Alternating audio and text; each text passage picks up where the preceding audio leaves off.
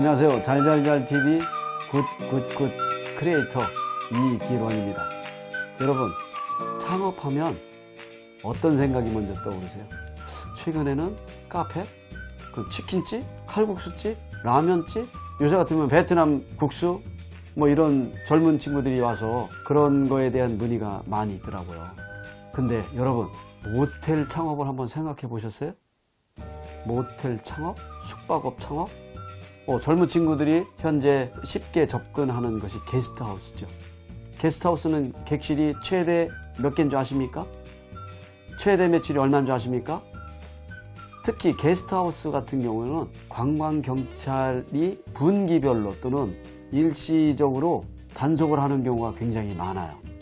그래서 게스트하우스를 잘 운영하셨던 분들 중에 일부가 선제적으로 모텔 중에서도 노후딘 모텔 중에서도 규모가 작은 모텔들을 임대 얻어서 리모델링해서 게스트하우스로 운영을 하면서 합법적인 일일 숙박업과 외국인을 받는 도시형 민박 숙박업을 또 함께 운영해서 성공하시는 분들, 그런 사례를 많이 봅니다. 오늘은 게스트하우스 창업에 대한 것이 아니라 모텔 창업, 실제 내가 모텔 창업을 할 수 있을까? 라는 거에 대해서 여러분들과 한번 얘기를 한번 해보도록 하겠습니다.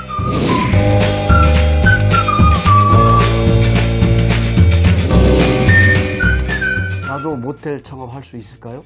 제가 예전에 농사꾼도 모텔을 할 수 있습니까? 라는 글을 쓴 적이 있습니다.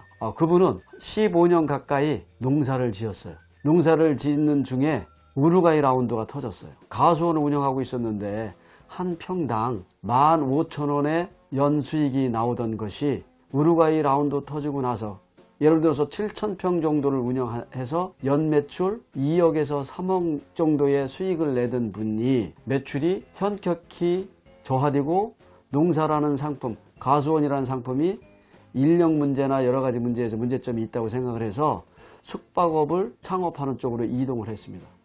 그분이 숙박업을 5년 정도 창업해서 운영하는 중에 그분이 수익으로 발생한 돈이 10억이 넘어요. 그 가수원의 대출을 받아서 6억을 대출받아서 신축 임대에 들어가서 임대 소득이 나오는 것 중에 일부를 세종시 주변에 땅을 매입해서 그 부동산 자산 이득을 한번 성취를 했고요. 숙박업을 운영하면서 영업이득을 얻어서 함께 5, 6년이 지나서 자기가 벌이를 한 돈을 보니까 10억이 넘는다고 하더라고요. 그러면 현재 농사꾼도 숙박업 창업을 할 수 있는데 그러면 꼭 큰 돈 5억, 10억, 20억을 가져야만 숙박업을 창업할 수 있을까요? 아까 말씀드렸죠. 게스트하우스를 운영하시던 분들 중에 일부가 노후딘 숙박업소, 작은 모텔들, 작은 여인숙, 작은 여관을 임대 얻어서 리모델링 해가지고 더 많은 게스트하우스하고는 다른 모텔 앤 게스트하우스 또는 게스트하우스 앤 모텔 영업으로 월 매출 4천, 5천을 달성하는 그런 젊은 친구들을 많이 보고 있습니다. 실제로 내가 작은 돈을 투자해서 나도 모텔 창업을 할 수 있을까요? 저는 자신 있게 말씀드릴 수 있습니다. 이번이 기회다. 왜? 2010년부터 2017년까지 여러분들이 숙박업소 모텔이라는 상품을 3, 4억 또는 2, 3억 가지고 창업을 할 수 없었지만 현재는 2015년 이후에 정치 경제 상황이 많이 어려워지면서 장기 경기 침체가 이어지고 있었잖아요. 그 사이에 모텔이란 숙박업소에 대한 임대 조건이나 매매 가치가 많이 하락되어 있습니다. 최근에 숙박업소 임대나 매매에 대한 문의가 많아졌어요. 왜 많아졌을까요? 현재 다른 업종에서의 수익률이 숙박업소, 모텔이라는 숙박업소에 대한 수익률을 아직은 못 쫓아간다는 거예요. 우리가 염려할 것만 한 가지 두면 돼. 임대보증금에 대한 안전성만 갖출 수 있다면 숙박업 창업 여러분이 한번 고려해 볼 만하다. 아니, 한번 해볼 만하다. 더 강력하게 추천드리면 친구들 몇 분이 이번 기회에 모텔 창업에 대해서 관심을 가져보는 것이 좋겠다.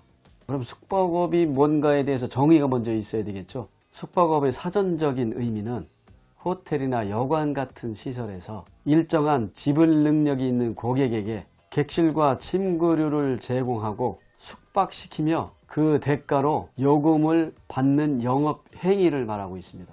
숙박업의 실용적인 의미는 일정한 시설을 갖추고 침구류를 제공하고 숙박시키면서 대가를 받는 것은 같은데, 숙박만이 아닌 대신 휴식을 할 수 있는 공간을 제공하고 그 대가로 요금을 받는 행위가 포함된 숙박업이 실용적인 의미에서의 숙박업이다, 이렇게 말할 수 있습니다. 그러면 잠만 자는 숙박업소에서 놀이공간, 업무를 볼 수 있는 공간, 즐길 수 있는 공간, 영화를 볼 수 있는 공간, 또 그곳에서 함께 소통할 수 있는 공간으로서의 휴게 공간을 제공하면서 대가로서 요금을 받는 행위로 숙박업이 확대되면서 패러다임이 바뀌고 있다. 또 그런 숙박업의 정의가 실용적인 의미에서 바뀌면서 젊은 친구들, 다른 업종에 성공한 사람들이 숙박업으로 대거 투자 관심을 갖고 있다. 그래서 나도 모텔이라는 상품을 가지고 숙박업 창업을 할 수 있다라고 말할 수 있는 것입니다. 시간을 팔 수 있는 상품, 그 상품이 바로 모텔 숙박업이다. 잠만 자는 공간이 아니라 놀 수 있는 공간, 즐길 수 있는 공간, 휴식할 수 있는 공간, 소통할 수 있는 공간, 그런 공간을 만들어 준다는 숙박업의 전체적인 마케팅의 변화를 이끌어오게 될 것입니다. 예를 들어서 숙박업은 12시간, 8시간에서 12시간의 공간을 판매하는 건데, 시간을 팔게 된다면 24시간을 팔 수 있습니다. 최근에 캡슐 호텔이라는 것이 인천공항 여수에서 큰 호응을 얻고 있습니다. 인천공항에는 제1공항과 제2공항에 들어섰는데 숙박률이 94%예요. 지금은 그보다 더 높아질 거예요. 제가 5, 6개월 전에 파악했을 때 94%였는데 94%라는 것은 100% 숙박률과 마찬가지예요. 왜? 대실이라는 상품이 있어요. 비행기를 타기 위해서, 외국에 나가기 위해서 공항에 미리 도착하신 분들은, 또는 늦게 인천공항에 도착하신 분들이 한두 시간, 두세 시간 또는 세네 시간을 캡슐 호텔을 이용해서 휴식을 취하고 또 그 대가를 지불하고 있는 거예요. 캡슐 호텔, 아주 좁은 공간이에요. 어떤 공간은 샤워할 수 있는 시설도 없어요. 어떤 공간에는 샤워할 수 있는 공간을 제공을 해요.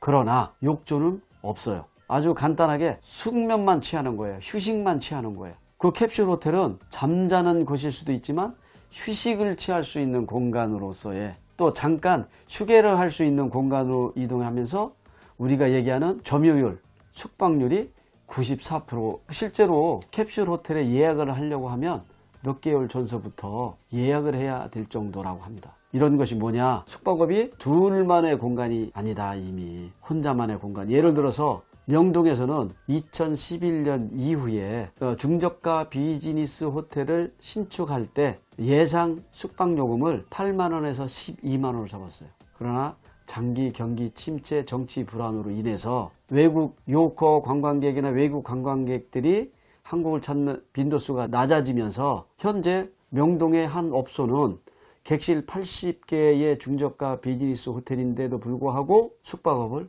포기했습니다. 그 옆에는 음식점을 하고 있었는데 숙박업소를 또 신축을 했어요. 그분은 모텔, 호텔, 중저가 호텔, 정상적인 둘이 들어갈 수 있는 숙박 공간을 만든 게 아니에요.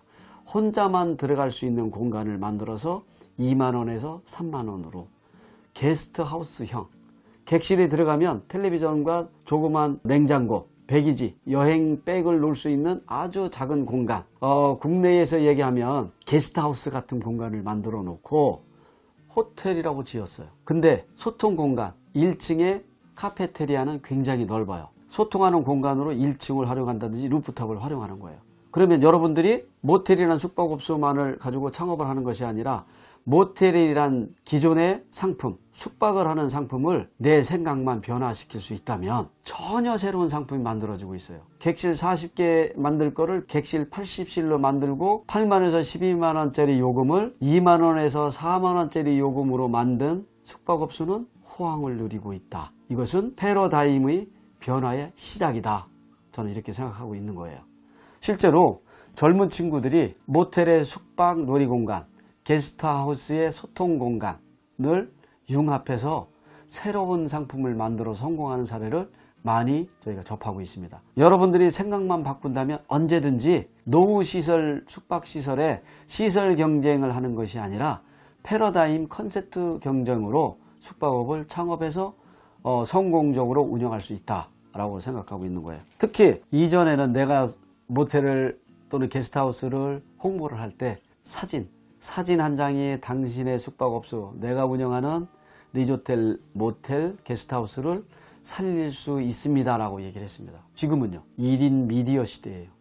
동영상이 대세예요. 남들보다 더 높은 매출을 달성할 수 있는 기회를 제공하고 있습니다. 사진 한 장이 모텔을 살리던 시대에는 기존의 숙박업을 운영하는 사람들과 경쟁을 해서 내가 경험이 부족하다고 낙담할 수 있지만, 동영상에서만은 기존의 숙박업을 운영하는 사람보다 당신, 지금 여러분이 경쟁력을 갖출 수 있을 것입니다. 여러분만의 자랑거리, 남들과 다른 어떤 차이를 갖고 있는 개성을 갖고 계시다면 여러분들에게 모텔 창업, 숙박업 창업을 더 적극적으로 권해드리고 싶습니다. 최근에 모텔이라는 상품, 숙박업이라는 상품은 새로운 모델을, 영업 모델을 원하고 있습니다. 앞으로는 시간을 대여하는 공간, 휴식을 대여하는 공간, 소통을 제공하는 공간으로 변화를 여러분이 만드시면 됩니다. 그러면 내가 어느 곳에 숙박업을 창업할 것이냐,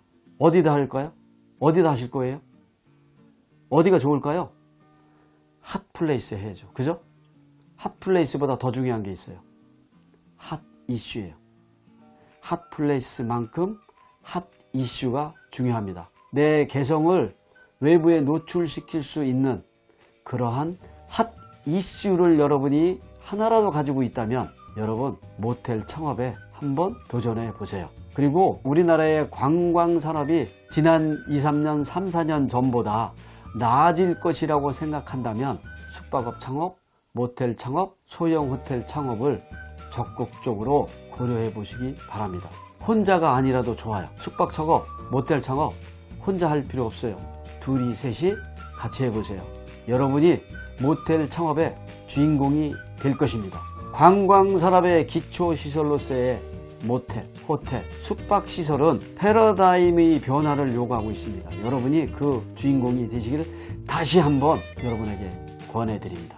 자신감을 가지세요. 여러분도 모텔 창업의 주인공이 될 수 있고 모텔 재벌이 되실 수 있습니다. 모텔 재벌에서 그치지 말고 호텔 재벌로 이어지시길 바랍니다. 여러분, 이 기회를 놓치지 마세요. 기회를 찾으세요. 여기까지 말씀드리겠습니다. 오늘 이야기에 공감을 하신다면 구독과 좋아요를 눌러주세요. 다음번에 더 좋은 영상, 더 좋은 정보로 여러분을 찾아뵙겠습니다.